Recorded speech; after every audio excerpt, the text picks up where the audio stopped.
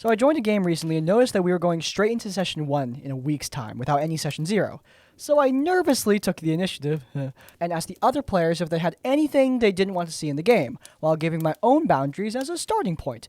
After a few people contributed their own, the Dungeon Master chimes in and asks how we are about quote-unquote dark humor, which he explains as some things people might find offensive while others might not, because he has a real twisted sense of humor that we need to get used to.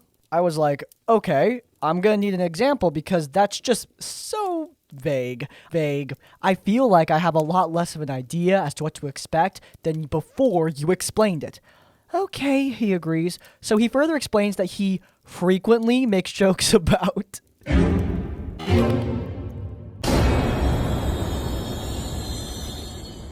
that last one. Apparently is a real gut buster among his IRL friends. It's at this point, my ears are ringing, and I have to take a moment to collect myself before kindly informing the Dungeon Master that, if this is the sticking point for him, then I would not be joining in his game. Just, wow. At least he was upfront, I guess. Man, I get worried that my sense of humor is too rough. All I do is make fun of you for not doing math sometimes. This is a whole other thing. Look, if you find that you're struggling to make friends because of your sense of humor, you might need to realize that your humor isn't so humorous. And I gotta tell you, it's not everyone else's fault.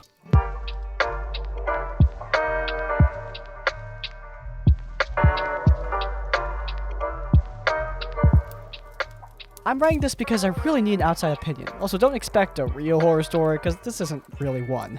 English is my second language, and I'm horrible at writing, so sorry if this is hard to read.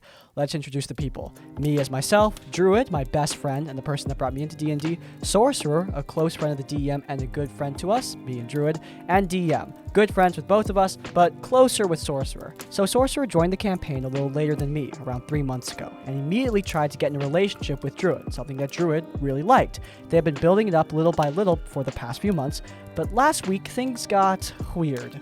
Druid's plot has been filled with trauma, and childhood trauma, so Sorcerer wanted to have a little talk with him. For a little more context, Sorcerer also had tragic backstory, had gone through a lot. Sorcerer messaged Druid in Discord, and just told him to be ready because his character was going to say something really sweet and nice to Druid. Druid was a little scared because there was an important scene coming up, and Druid didn't want Sorcerer to hijack this moment. The session comes around, and Sorcerer approaches Druid and tells him a lot of romantic things, why Druid shouldn't feel sad or regretful of the past, because now they are here together, and that Sorcerer would do anything, everything again, just knowing that Druid is there at the end. They aren't a couple yet, but they are, close. And then the DM explained a vision that Druid had at this moment. The vision was about how if Druid had never experienced any of the trauma in his backstory, then he never would have gone out adventuring and never met anyone in the party. And then eventually he bumps into Sorcerer in the street and they exchange apologies and move on. I think it's actually a good thing that your home was burned down, your family were all killed, and your girlfriend was stolen from you with no hope of finding her again. And how exactly? Because hey, you met us. Right. Then the scene continued a little awkwardly because Druid really didn't know how to react to that, or where this mysterious vision came from. So yeah, me and Druid thought that this was a magical vision shown to us by Sorcerer or another source of magic, but no. Later we asked DM and he said it was the Druid's imagination making this vision. The thing is, Sorcerer made that vision with the DM, and they never asked Druid about it because of surprise value. Me and Druid are very confused still because we don't know how to feel about the situation. One of the problems is that Druid says his character cares a lot about all of the party, especially his previous love interest that wasn't even mentioned in this vision. My own character didn't even get mentioned by name. It was just Sorcerer, and it looked like Sorcerer was just the center of the Druid's world. Last night, me, Druid, and Sorcerer were chilling until someone brought up the vision. Me and Druid both gave our opinions, and Sorcerer stayed mostly quiet during that. We say that we would have included this or that in the vision. I said that Druid could have been included in the creation of that vision, and that's when Sorcerer got really defensive.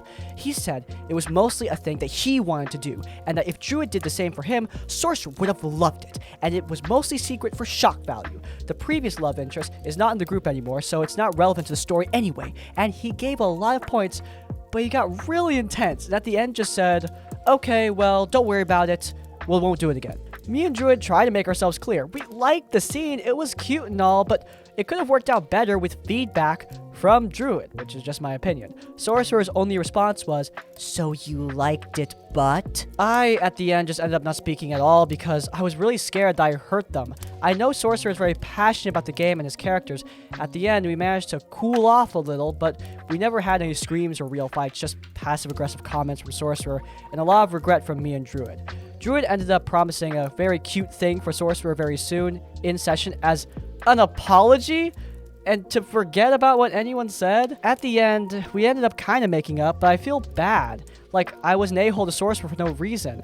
But I feel like Sorcerer could have asked Druid if he could take control of how someone else's character feels. I really enjoy every session I share with these people. I really want to be good friends with them. I don't want to crap on their work and make them feel bad because they didn't reach my expectations or something. So are we, me and Druid, the a-holes? Is there even an a-hole? Yeah, there is. But it ain't you, dude. Sorry, spoiler. Drumroll, please.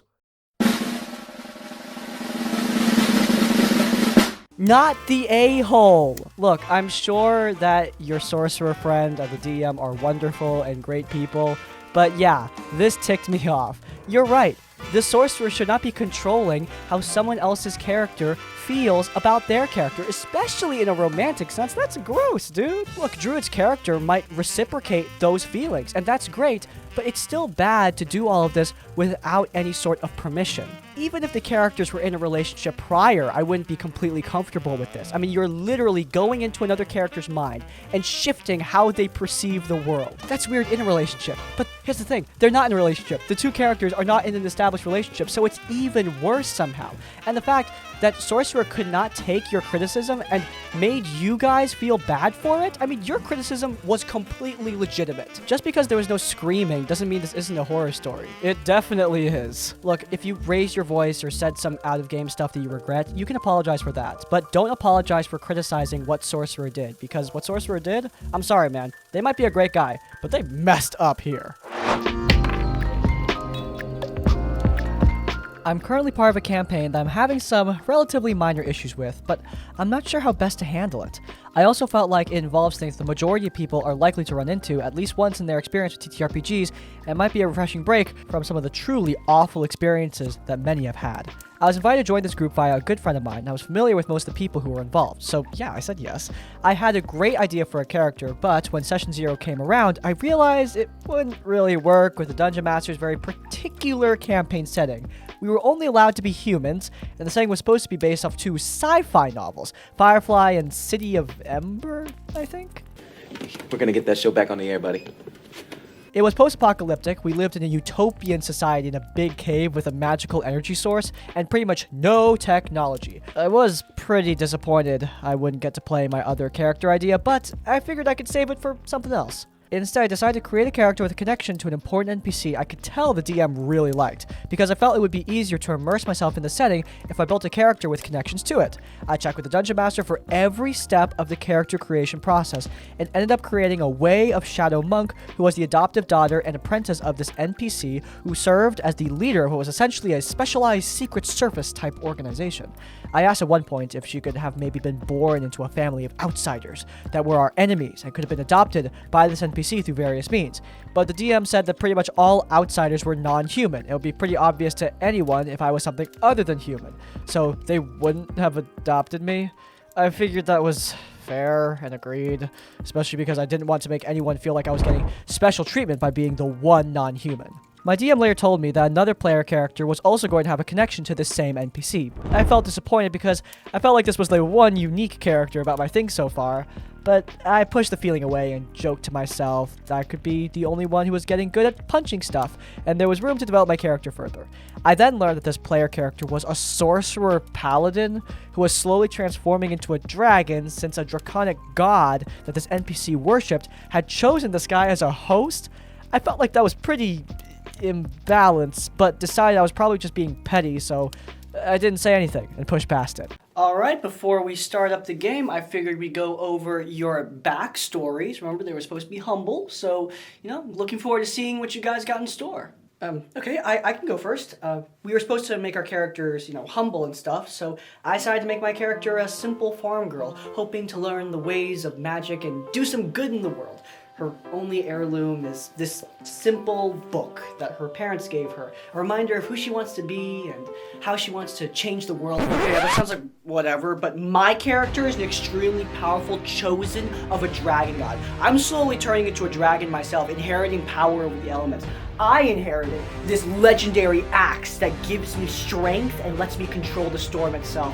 I mean, I'm basically untouchable. Might as well be the leader of the party. Oh, see, that's what I'm talking about. That is a perfectly humbling backstory. Are you serious? That's okay? I mean, I made my character a simple farm girl. How is that supposed to be a humble backstory? Where's that character even supposed to go from here? Are you gonna turn into a god? I mean, did you hear what I said? I have a dragon god attached to my soul. It's literally inside me. So that's a completely realistic direction for my character to go. Your god's inside you. What are you fucked? Unfortunately, I wasn't able to make it to the first session, but the Dungeon Master assured me it wouldn't be hard to fit me in to the start of the next one. When I did join for Session 2, I was informed that our magical energy source had been stolen by outsiders, and that the city was creating a team to go out and find the sort of journal, the first emperor of this utopia, because it would give us information on how to defeat the enemies that stole it. So I get 5 minutes tops in the city, with a few words exchanged between my character and her adoptive father, and then our party sent out of the cave and into a desert wasteland.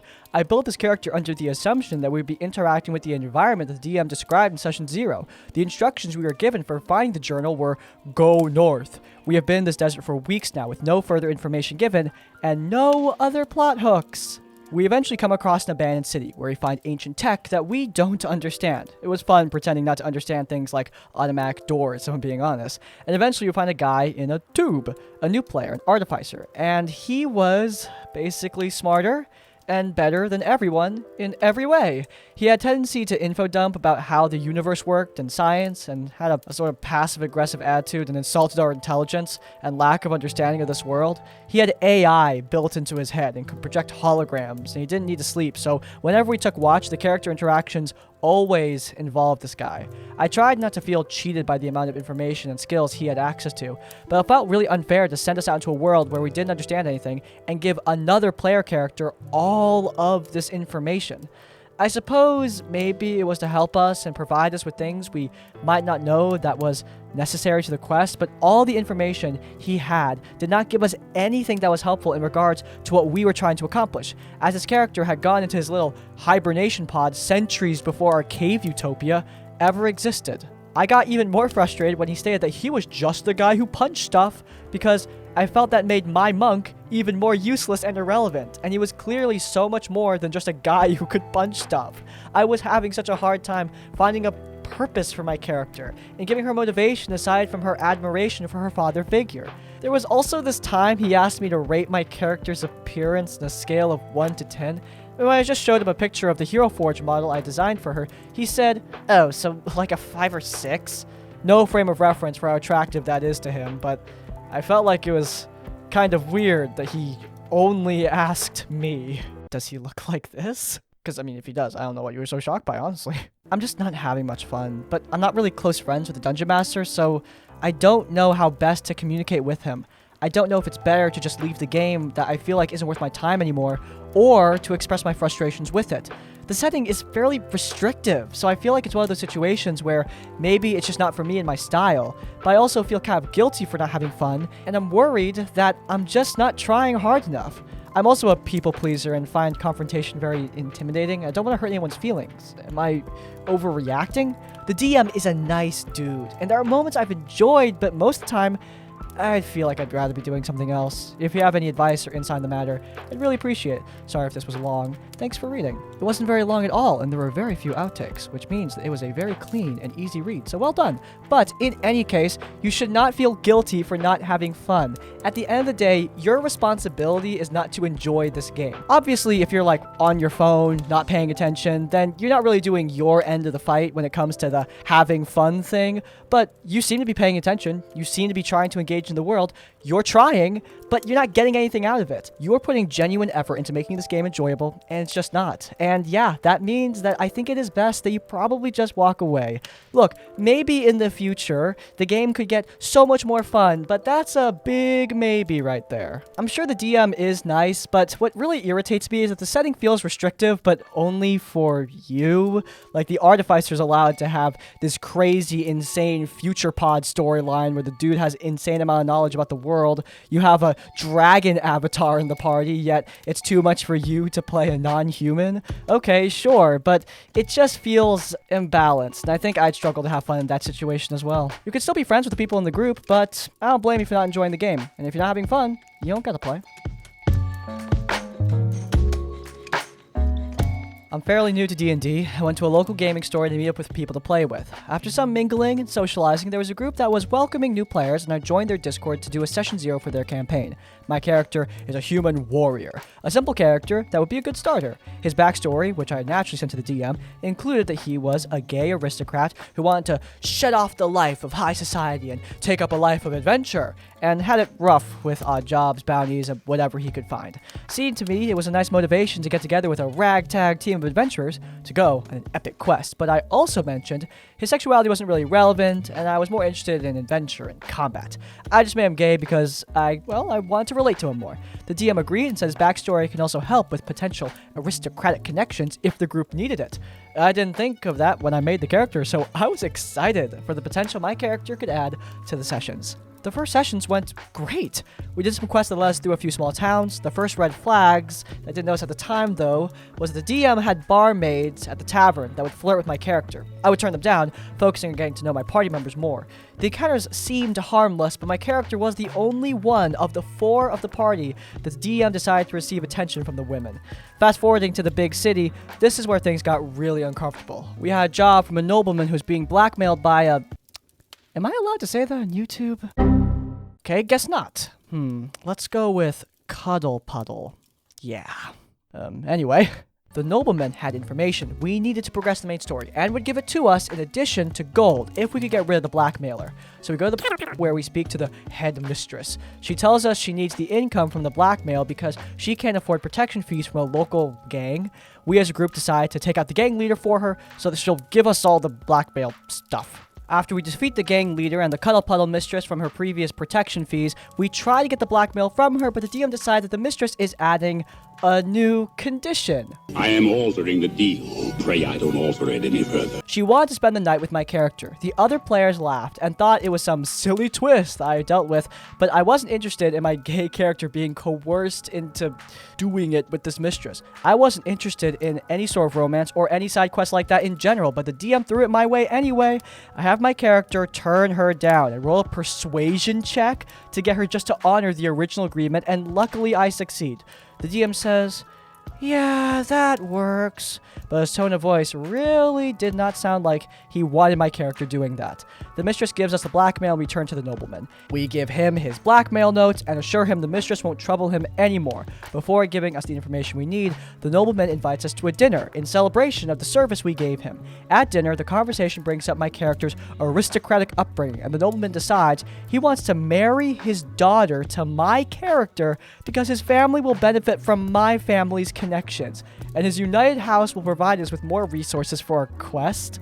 Okay, at this point I'm getting irritated. This is the second time in the session that my character was getting pressured into getting intimately involved with a woman. I turned down the nobleman. He gets very angry that I dishonored his house with this refusal. The DM is strongly hinting that I have to do it in order to keep on good terms with the noble house. The other players offer to marry the daughter instead, but the DM insists that it has to be my character since the nobleman won't tolerate the refusal. I insist I'm not marrying her, and the nobleman kicks us out of his house and refuses to pay us for retrieving the blackmail or to give us the information we need to continue the story. Side note, it's not commentary, but I just want to say this could be a cool plot opportunity to have the nobleman just be a total irredeemable jerk, and the party still know about the blackmail against him. Could be a cool way for them to take down this new antagonist. But, you know, I'm pretty sure the DM actually thinks the nobleman is, like, in the right, so that sucks. The session ended there, and the DM is visibly irritated at my discussion, saying that he would have to do a lot of rewriting and shuffling around in order to make the next session work. Bro, I made your next session work just now, right there. You're welcome. I asked the DM, You do remember that my character is gay, right? To which he dismissed it with, there aren't any gay bars in the story, which I thought was weird, because, you know, not what I asked. We sort of laughed it off and called it a day. In the Discord, I asked the DM why my character was being forced to get with women constantly. He told me that my character did not need to be gay in a fantasy situation, and he was trying to correct this, expecting me to just retcon my character's sexuality through the various women flirting, hoping that I'd just go along with it. Not wanting gay in your fantasy must be really inconvenient, man. At long last, I can escape from reality into fantasy where gay people don't exist. It's been just a long day. I could really use a break from all the LGBT in the world. No. No. No! No! No! I can't escape. I can't escape. Wait. This. They can't infiltrate this! 1 hour later.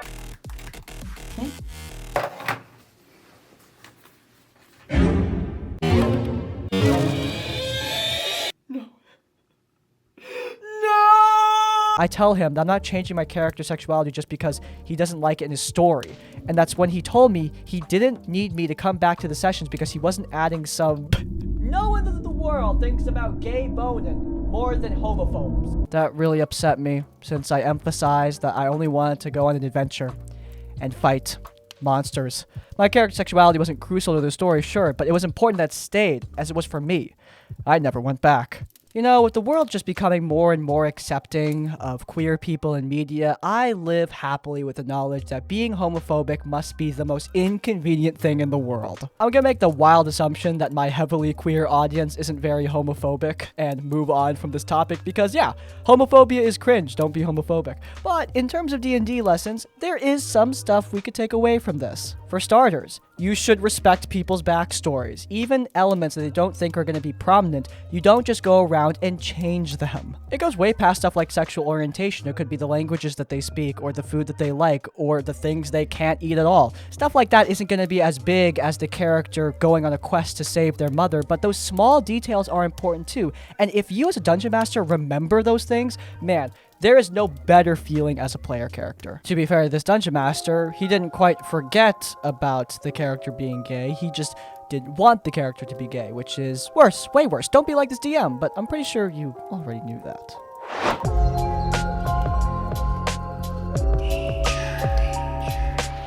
So this happened a few years ago. I don't typically play D&D, but I'm more than willing to play if a buddy wants to run a campaign, so forgive me if I don't know certain details. The names I'll be using are not real names, and there's a slight warning of... great. Or something akin to that in-game. No graphic detail, but it's messed up. The DM was an older guy I was pals with and played games with a lot, and was seemingly normal, and a cool dude. So when he said he was running a D&D game, I was happy to join. All the players were people I knew pretty decently, so I figured it would be fun, and I might learn more about D&D. I even had my, at the time, best friend join in too, and we were pretty excited about making our characters, with the Dungeon Master's help, and would talk about to one another as much as was allowed. Anyway, eventually, it came time for that first session. I played some sort of homebrew halfling adjacent race who was a cute, chaotic neutral cleric who had an urchin background, whom I lovingly named Kiwi. My friend Peach made an elf bard who was also chaotic neutral. We both happened to end up with max charisma, and we loved it. One of the other pals in the group, Knight, made a wizard. The DM's wife didn't do much, so she doesn't get a nickname, but she made a rogue, I think. And last but not least, our main problem player, who we'll call Turtle. He was so unhelpful in the campaign that I never actually knew what class he was, so I'll just assume he was like a fighter, warrior, or something. The first session starts with all of our characters being in some kingdom, attacked by a powerful lich. We all ended up taking shelter in the Bard's Tavern and meet up that way and make a plan. We escape the city and find out the king was bad and the lich was getting his revenge. It wasn't something we could deal with at this level, so we decided we would come back to it and leave the city, and that's how the session ended. There were no problems, and so far, no one had any complaints. Me and Peach had fun and enjoyed having our characters being friends and getting into fun hijinks together, and it became a recurring bit. My cleric would be the bard's wing woman, since we both had the highest charisma, and it was a goofy, fun little bit. The next session, our characters went to the next city and came across a magic shop where the DMPC was introduced. He was some powerful, wise wizard who also happened to be our wizard's uncle, which was odd, but whatever. and the DMPC became our main quest giver and sent us off to investigate a small village where people were going missing suddenly, along with memories about them. On our way towards the village, the problems start. During the past sessions, Turtle never made any effort to have his character really interact with anyone else, but, you know, whatever. During our way to the village, we started getting chased by something loud and big, so we took cover in a cave. Inside the cave was another big monster, but it was sleeping, and we couldn't just leave, so most of us were just trying to come up with some ideas. During this, Turtle was pretty quiet and never gave any input. That is, until he had his warrior attack the sleeping beast without any warning. We're in the lair of the beast now. We all know the plan, right? Yeah. Okay, well, just one last time. Here's what we're going to do. And then the paladin smite crit farms inside the darkness with dark vision, hoping that we take down the beast in time before it gets its breath attack back. Alright? Got it. Okay. This beast may be strong, but we're stronger and smarter. We work together. We can... Oh, I shot it. Yeah, it's not dead, by the way, so we can do your plan now. Yeah, I think I choose to die. As a result of this, the beast obviously woke up, and almost the entire party wiped out before it decided to take mercy on us and let us leave. We confronted Turtle about why the heck he thought it was a good idea, and the only response we got was, I don't know, you guys are taking too long. And I got bored. This obviously pissed us off, and Peach tried to have her bard engage in combat with his character, but the most the DM would allow was a punch. This sort of ticked me and Peach off, but otherwise we had fun. Eventually we get to the village and start looking for clues and info. So my cleric and the bard went into the local tavern. We were told that there was a suave man playing the piano. Right after that, the DM told us both to roll for charisma. We were both really confused, but rolled and both got naturally super high rolls, so we figured, whatever, this was good, right? Wrong. We were told that we were enchanted or something, so we tried asking how the heck that happened and why our rolls didn't stop us from having that happen, to which the DM refused to explain to us, and the knight also hinted that he knew why it happened but refused to tell us too. Our characters were then...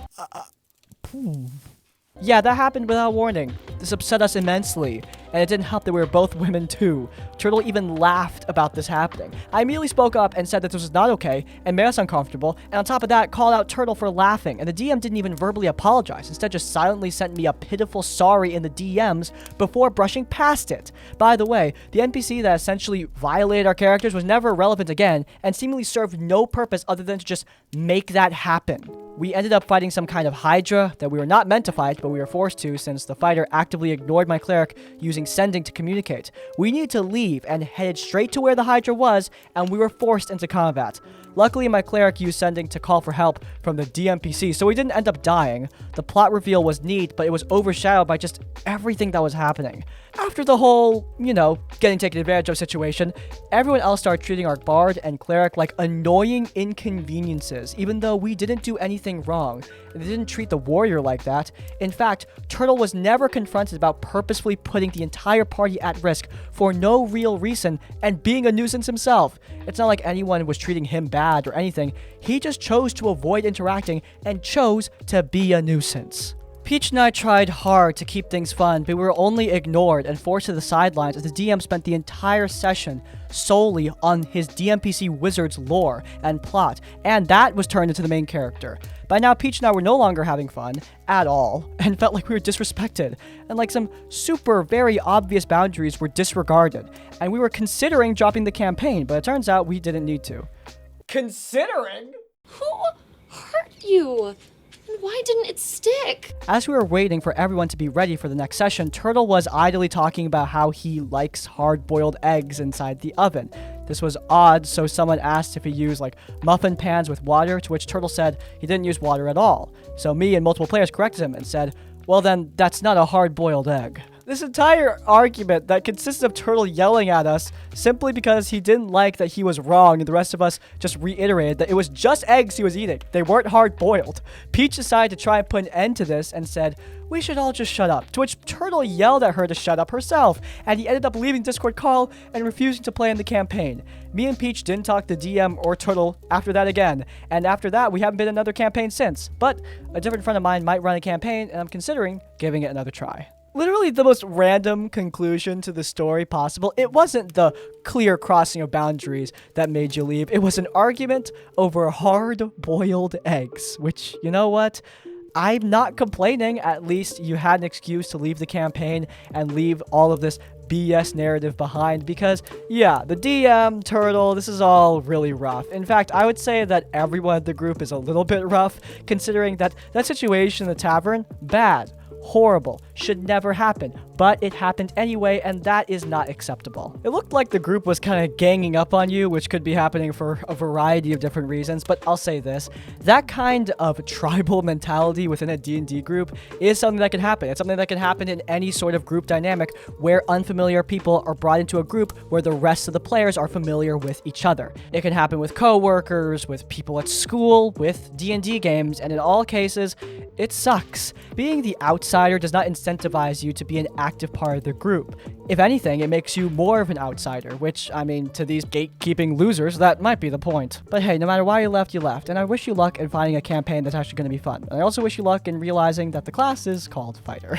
Alright, I think that's a wrap. If you guys enjoyed, then please do leave a like. If you want to see more of our content, then you can check out our Shadow Over Carconos D&D podcast. Been a while since I shouted that out. The full adventure is linked in the cards, and while you're there, subscribe to Crispy Tavern and more of our content as it comes out. And finally, if you want to leave your own stories or thoughts, go down to the comments down below. If you can't think of a comment, leave the comment, no conversion here, to let me know you made it to the end of the video. Hey, by the way, if you have your own horror stories, you can send them directly to us. There's an email linked in the description down below. Send your stories our way for a chance to be featured in one of these videos. But hey, even if you don't have any stories, and that's like, comment, subscribe, I will see you all next time. Farewell. I was wearing a jacket while playing this character. I can't just... Wait.